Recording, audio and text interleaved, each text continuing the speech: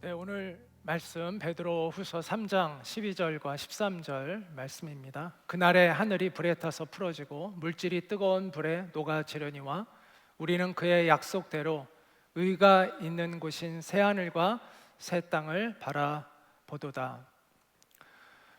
네, 오늘은 인생 질문에 성경이 답하다 마지막 시간입니다. 이병철 회장의 24가지 질문을 중심으로 시리즈로 말씀을 전해왔는데요. 맨 마지막 질문, 지구의 종말은 오는가? 라는 이 질문에 대한 성경적 답을 하고자 합니다. 종말, 역사의 끝, 인류의 멸망에 대한 세간의 관심들이 많이 있습니다. 지구의 종말하면 늘 회자되는 사람이 있죠. 노스트라다무스. 이 사람의 예언이 종종 신문에도 나오고 또 사람들에게도 이야기가 많이 됩니다. 또 이 지구 종말에 대한 많은 영화 또 소설들을 우리가 계속 정기적으로 이렇게 보게 되는 것 같습니다. 하지만 이제는 이 지구의 종말론이 사람들에게 단순한 호기심이 아닌 사실로 거의 확정적으로 받아들여지고 있는 것 같습니다. 예언자들이나 소설가들이 지구의 종말을 이야기하고 있는 것이 아니라 이제는 과학자들이 데이터를 가지고 지구의 종말에 대한 이야기를 우리에게 하고 있습니다. 올해 1월 23일 날 미국의 핵과학자 회가 있는데 거기에서 지구 종말의 시계가 90초 남아있다 이렇게 발표를 했습니다. 그만큼 핵전쟁의 위협이 높다라는 것을 이야기하고 있는 거죠. 우리 지구를 수십 차례 파괴하고도 남을 만큼의 핵무기가 이미 만들어져 있고 그 통제력에 대한 의구심은 갈수록 커져가고 있습니다. 기후과학자들도 비슷한 경고를 합니다. 인류가 파멸하는 전 지구적 재앙을 멈출 수 있는 골든타임은 이제 10년 남아있다 이렇게 목소리를 높이고 있습니다. 이처럼 과학자들이 이 기후의 재앙 또 인류 멸종의 위기에 대한 경고를 강력히 하고 있지만 사람들은 거기에 그렇게 심각하게 반응하고 있지 않습니다. 그 이유는 무엇일까요? 그것이 우리에게 정말 피부로 물론 점점 느껴지고 있긴 하지만 아직도 그렇게 막 확 피부로 덜 느껴지는 것 같습니다. 또 더 중요한 것은 곧 우리 자신들이 사라질 존재이기 때문입니다. 다시 말해서 인간은 어차피 죽을 운명 가운데 놓여 있는 지구적 재앙이 아니더라도 우리는 이미 재앙 가운데 놓여 있는 인생을 살고 있다고 여기기 때문입니다. 사고로 죽기도 하고 병에 걸려 죽기도 하고 무사하게 건강하게 산다 하더라도 몇십 년 안에는 우리가 곧 죽을 존재인데 라는 그 인식이 우리 가운데 은연중에 있는 것이죠. 그래서 어차피 죽을 운명인데 미래에 다가올 지구 생태계의 위협이 그렇게 심각하게 자기에게 받아들여지고 있지 않다고 생각이 듭니다. 물론 미래 세대를 생각하면 걱정이 되죠. 하지만 개인의 처지가 먼 미래를 그렇게 심각하게 염려할 처지가 못 됩니다. 그래서 사실 우리가 지금 중요한 결단을 해야 되는데 지금의 현재의 인류가 그러지 못하고 있는 것이죠. 저는 지금 우리가 지구의 생태계를 보존하기 위해서 노력할 필요가 없다라고 주장하고 있는 것이 아닙니다. 미래 세대를 위해서 우리가 그것을 해야 합니다. 그러나 인간의 가장 근본적이고 현실적인 문제는 여전히 존재의 문제이고 여전히 삶의 문제이고 죽음의 문제라는 것입니다.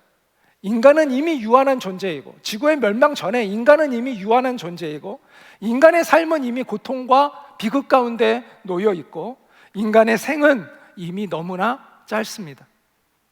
핵의 위협, 자연 생태계의 위협이 없어도 인간은 이미 절망에 놓여 있는 처지라는 것입니다. 제가 왜 이런 이야기를 지금 하냐 하면은 성경의 이야기의 종말론의 핵심은 자연 생태계의 파괴, 인류의 파멸을 경고하는 것에 초점이 있지 않기 때문입니다. 인간이 처한 본질적인 절망의 극복에 성경의 종말론이 있는 거예요. 그런 점에서 과학자들이 말하는 종말과 성경이 말하는 종말은 근본적으로 내용도 다르고 지향점도 다릅니다. 성경이 말하는 종말은 인간의 가장 근본적인 문제에 대한 해답을 주는 겁니다. 존재의 문제, 삶의 문제, 죽음의 문제에 대한 해답을 주는 게 성경이 이야기하고는 종말이라는 것이죠. 인간을 창조하신 하나님의 목적이 성취되는 것과 연관이 있습니다. 그래서 성경이 이야기하고 있는 종말은 비극이 아닌 희망이고 파멸이 아닌 회복을 말하고 있는 거예요. 물론 성경의 종말 안에는 하나님의 최후 심판에 대한 내용도 담겨져 있습니다. 그러나 최후의 심판으로 끝나는 이야기가 아니라 구원의 완성으로 끝나는 이야기가 성경의 종말이다라는 것이죠. 따라서 우리는 종말을 희망해야 합니다. 성경의 거대 서사를 마무리하는 이 종말을 우리는 열렬히 희망하고 준비하고 기다리는 그러한 사람이 되어야 합니다. 그것이 성경이 가르치고 있는 종말론을 우리가 알아야 하는 이유인 것이죠. 자, 그렇다면 성경은 종말에 대해서 어떤 내용을 우리에게 이야기해주고 있느냐? 첫째, 종말은 반드시 오는데 그날은 양 측면이 있다는 거예요.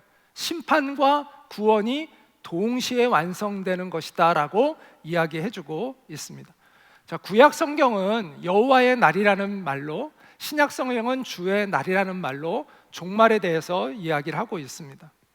구약에서 여호와의 날은 이처럼 심판의 날에 대한 이야기를 하고 있는데, 그런데 심판만이 있는 것이 아닙니다.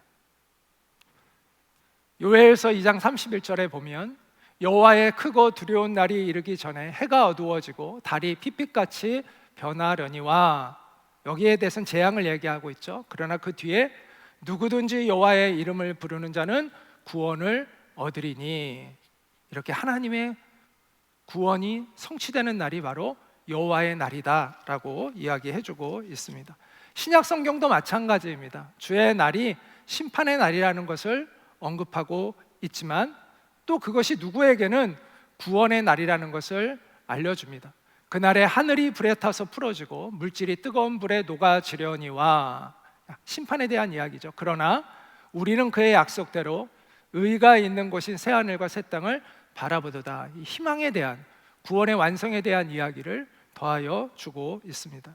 이처럼 성경에서 얘기하는 이 마지막 날, 종말의 날은 양면의 성격이 있습니다. 누구에게는 심판의 날이지만 누구에게는 구원의 날이다라는 것이죠. 또 하나 이제 성경이 이야기하고 있는 종말론의 내용은 예수님의 재림과 연결되어 있다라는 것입니다. 예수님이 부활하시고 하늘로 올라가시면서 제자들에게 다시 오실 것을 분명하게 약속해 주셨습니다. 이제 하나님의 나라, 하나님이 다스리시는 이 세계를 예수님이 오셔서 우리에게 열어주셨죠. 그래서 우리는 지금 하나님 나라로 들어갑니다. 하나님을 경험합니다. 하나님의 다스리심을 경험하고 있어요. 그런데 그 하나님의 구원이 완성된 것은 아닙니다. 하나님의 나라는 예수님이 다시 오실 때 완성이 된다고 성경은 이야기해주고 있습니다. 우리가 이 예수님의 재림과 관련하여 특별히 우리가 중요하게 여겨야 하는 단어가 있는데 그게 바로 인자라는 단어입니다. 인자라는 단어는 예수님의 자기 호칭으로 사용하신 말인데요, 인자라는 이 말이 예수님의 재림과 관련해요, 이렇게 보시면 재림과 관련하여 인자라는 용어를 예수님이 계속 쓰고 있는 것을 보게 됩니다. 자, 예수님은 왜 인자라는 이 용어를 재림과 관련하여 사용하셨을까? 이 인자라는 말이 문자적으로 보면 사람의 아들이잖아요. 그래서 예수님의 인성을 표현하는 말처럼 얼핏 보이지만 사실은 이 인자라는 말은 예수님의 인성보다는 예수님의 신성을 의미하는 것입니다. 왜냐하면 결론을 먼저 말씀드리면 인자라는 이 용어는 구약 성경에서 다니엘서에 나오는 예언에 나오는 단어인데, 거기에서의 이 인자는 바로 그 사람의 아들, the son of man, 앞에 더가 붙잖아요. 어떤 한 사람을 특정하는 겁니다. 근데 그 사람은 누구냐? 하늘로부터, 하나님으로부터 구원과 심판의 주권을 가지고 이 땅에 오는 자, 메시아를 의미하고 있는 그러한 단어였습니다. 그래서 대제사장 앞에서 신문을 받을 때 대제사장이 네가 찬송받을 이의 아들 그리스도냐, 네가 하나님의 아들 그리스도냐 라고 물을 때 예수님이 뭐라고 대답하셨냐면 내가 바로 그다 라고 얘기하세요. 내가 그리스도다. 그리고 나서 뭐라고 표현하냐면 여기서 인자라는 단어를 쓰세요. 인자가 권능자의 우편에 앉은 것과 하늘 구름을 타고 오는 것을 너희가 보리라. 그 말을 듣는 순간 대제사장은 격분하면서 예수님을 신성모독죄로 사형에 처하게 됩니다. 왜냐하면 대제사장은 성경을 잘 알고 있는 사람이었기 때문이죠. 이 인자가 말하는 것이 무엇을 의미하는지를 알고 있었기 때문입니다. 바로 구약 성경 다니엘서 7장에 인자가 하늘 구름을 타고 온다고 이야기하고 있는데 그 모든 권능, 심판과 구원의 권능이 그에게 있다라고 예언하고 있기 때문이죠. 그래서 예수님은 평소에도 자기의 정체성을 그리스도로 알고 계셨고, 그래서 그 인자라는 다니엘서에 나오는 그 예언, 예수님이 오시기 약 600년 전에 쓰여진 그 다니엘서에 나오는 그 예언을, 인자라는 용어를 자기의 호칭으로 예수님이 사용하셨던 거예요. 제가 자주 이야기하지만 이 세상에 있었던 아주 뛰어난 현인들, 위인들 중에서 자신을 메시아로 인식한 분은 오직 예수님 한 분이었습니다. 공자도 석가모니도 그 누구도 자신을 메시아로 인식하지 않았습니다. 그러나 예수님은 자신을 메시아로 인식하고 있었던 유일한 분입니다. 그리고 예수님은 내가 곧 길이요 진리요 생명이라고 말씀을 하셨습니다.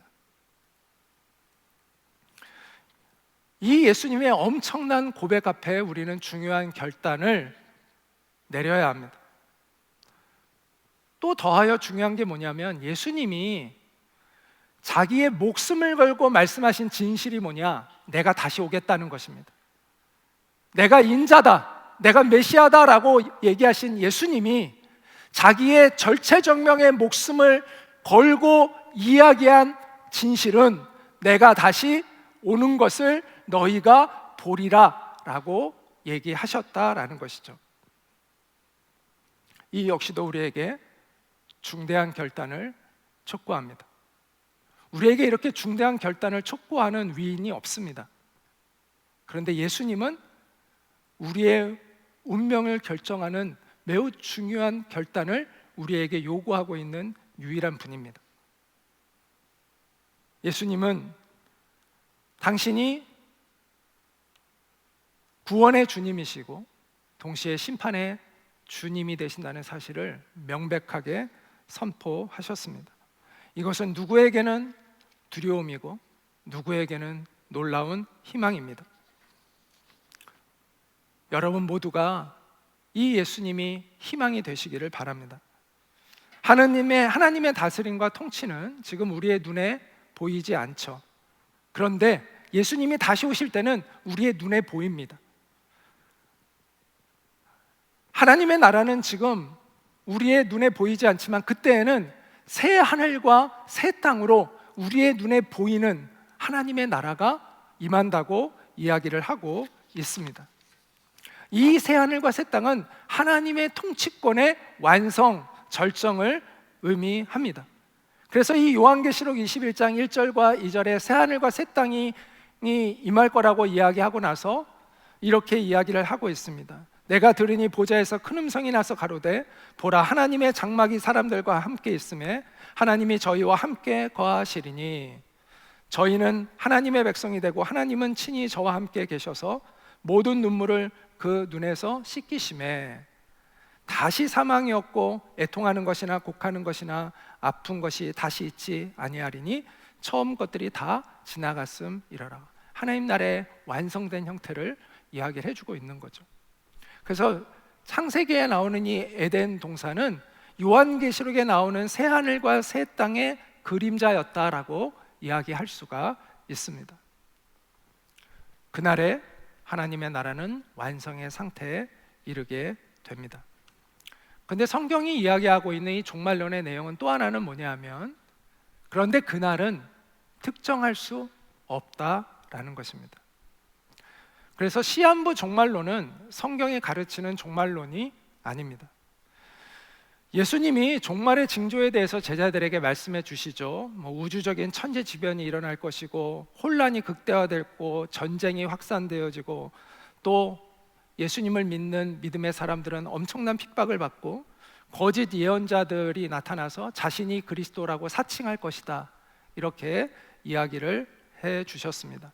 그러자 제자들이 그럼 그날이 언제입니까? 라고 물어요. 그때 예수님께서 그날과 그때는 아무도 모르고 아버지만 아신다, 하늘의 아버지만 아신다, 이렇게 이야기를 하셨습니다.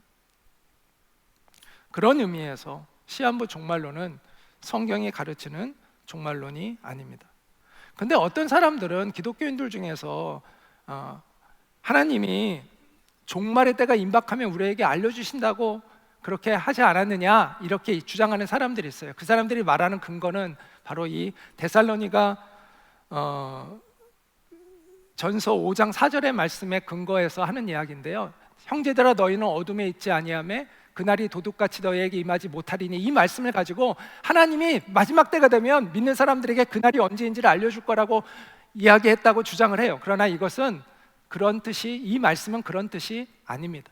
이 말씀은 어떤 뜻이냐면, 믿음으로 사는 사람은 항상 준비가 되어 있기 때문에 그날이 언제가 오더라도 당황해야 하지 않고 그날을 맞이할 수 있을 거라는 말씀이지, 하나님이 그 전에 몇 월 며칠 날 종말이 임할 거라는 것을 마지막에는 알려주실 거야, 이런 뜻이 아닙니다. 해석에 대한 잘못된 해석을 하고 있는 것이죠. 늘 주님 앞에서 살아가고 있기 때문에 그날을 맞이해도 당황해야 하지 않고 그날을 맞이할 수 있다라는, 준비된 상태로 맞이할 수 있다라는 그런 의미입니다. 따라서 종말의 시기에 대한 지나친 관심은 무의미합니다. 심지어 예수님도 모른다고 하셨는데, 그것은 하나님 아버지만이 결정하시는 것이라고 말씀했는데, 그것을 알려고 하는 것은 교만한 것이죠. 정말 중요한 건 뭐냐? 그날이 언제인지를 맞추는 것이 아니라 우리가 그날을 맞이할 준비를 항상 하고 있는 것입니다. 인간은 시간을 지배할 수 없습니다. 시간의 주권은 오직 하나님께 속해 있는 것이죠.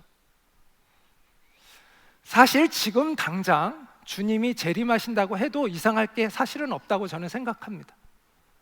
이미 성경의 예언대로 사랑은 식었고 죄악은 관영하고 거짓 선지자들은 넘쳐납니다.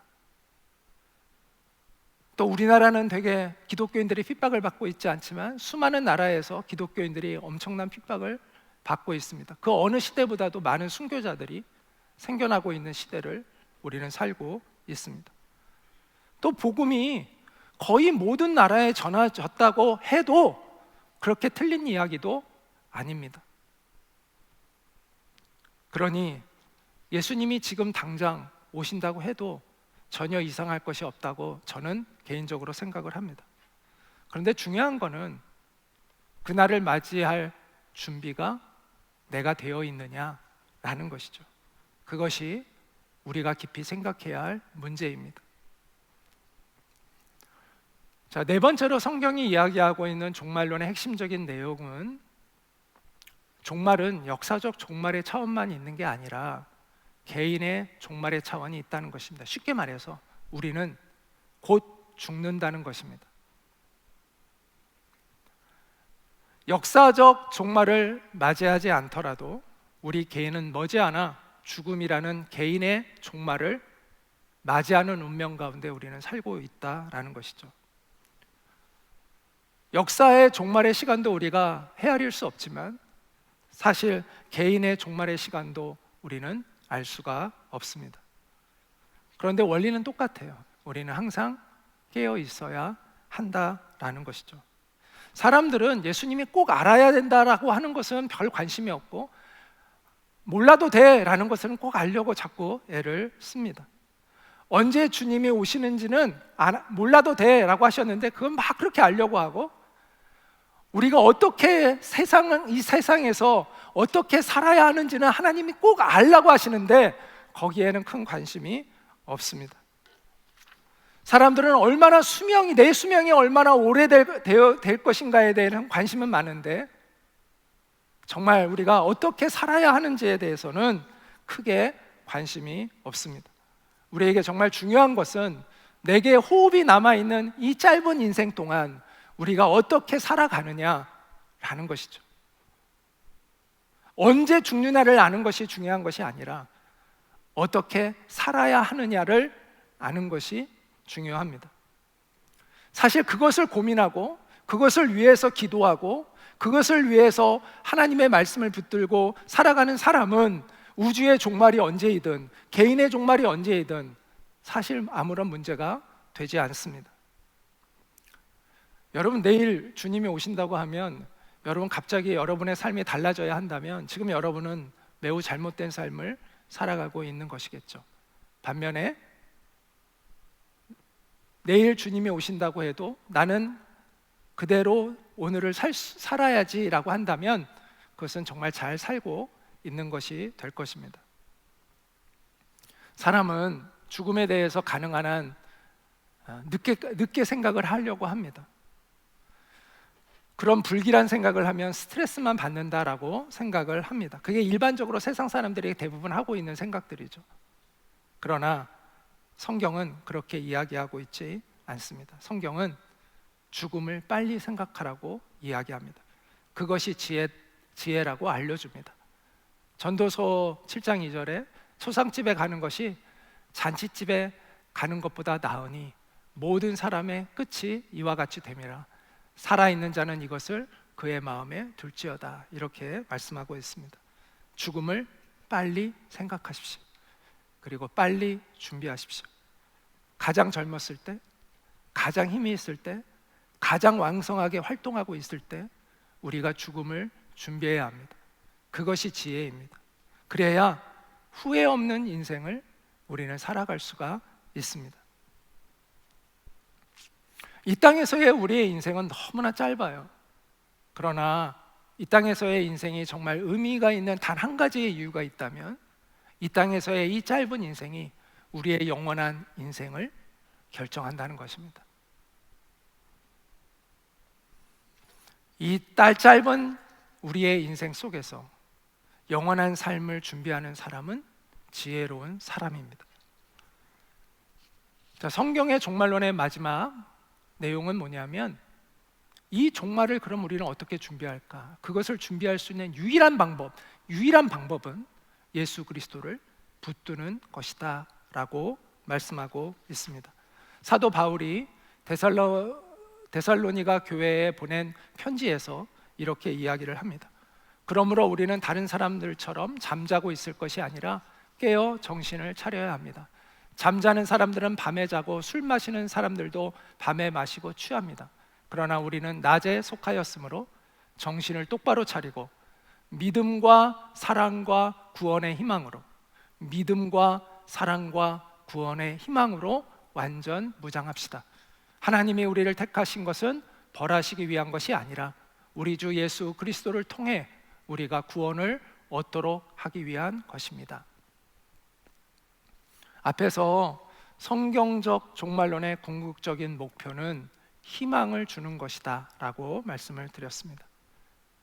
믿음과 사랑과 구원의 희망을 주는 것입니다. 이 성경적 종말론의 가장 중요한 목표는 우리의 인생의 유일한 해답이 되시고 우리의 인생의 유일한 소망이 되시는 예수 그리스도를 우리가 바라보게 하는 것입니다. 그래서 예수님께 우리가 믿음으로 반응하게 하고, 그래서 하나님과 그 사랑의 관계를 회복하게 해서 하나님이 베푸시는 그 구원의 은혜를 누리게 하는 것입니다. 그 믿음과 사랑과 구원의 희망이 여러분에게도 가득하기를 축복합니다. 우리가 예수님을 믿어야 하는 이유는 무엇입니까?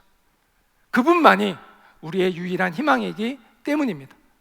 제가 자주 이야기하지만 우리가 예수님을 믿는 것은 더 고상한 삶을 살기 위해서가 아닙니다. 우리가 더 우아한 삶을 살기 위해서가 아닙니다. 우리가 예수님을 믿지 않으면 우리는 절망에서 벗어날 수 없기 때문입니다. 우리가 예수님을 믿지 않으면 하나님의 심판에서 벗어날 수 없기 때문입니다. 예수님만이 우리의 피할 유일한 반석이 되십니다. 그 반석 아래로 피하지 않으면 마지막 날 쏟아질 그 재앙을 우리는 피할 수가 없습니다. 우리 영혼의 안전지대는 예수 십자가의 그 은혜의 공간 밖에는 없습니다. 그 안으로 우리가 피해야 합니다. 그것이 우리의 유일한 희망입니다. 찬송가에 보면 만세반석 열리니라는 이 찬양이 있는데요, 여기서 만세라는 뜻은 영원하다는 뜻이에요. 영원한 반석이 열리니, 우리를 보호해 줄 그 영원한 반석이 예수 그리스도이시다라는 것을 고백합니다. 우리 같이 한번 이 찬양을 들어볼까요?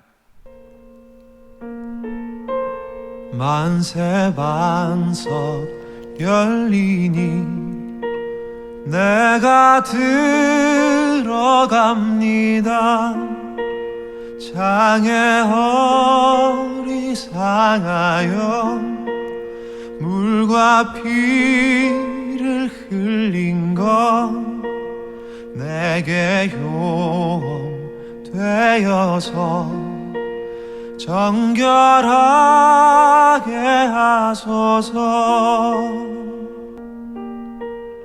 빈손 들고 앞에 가 십자가를 붙드네.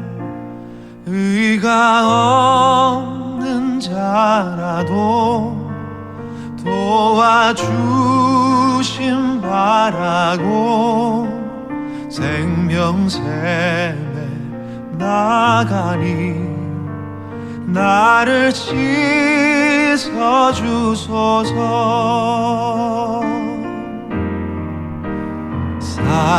살아생전 숨쉬고 죽어 세상 떠나서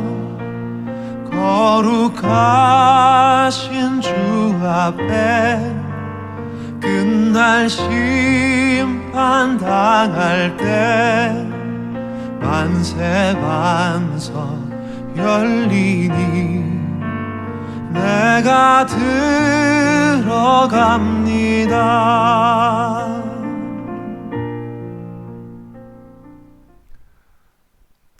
성경의 예언은 지금까지 그랬듯 틀림없이 이루어집니다. 역사의 종말은 반드시 옵니다.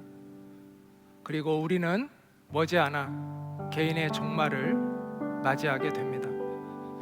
그러나 그 종말을 우리가 고대할 수 있는 것은 우리의 반석 되시는 예수 그리스도가 계시기 때문입니다. 그러므로 우리의 만세 반석 되시는, 영원한 반석 되시는 예수 그리스도 안에서 종말을 희망하시기 바랍니다. 그 종말의 희망으로 오늘을 성실히 주님 앞에서 살아갈 수 있는 우리가 모두가 되기를 간절히 소망합니다.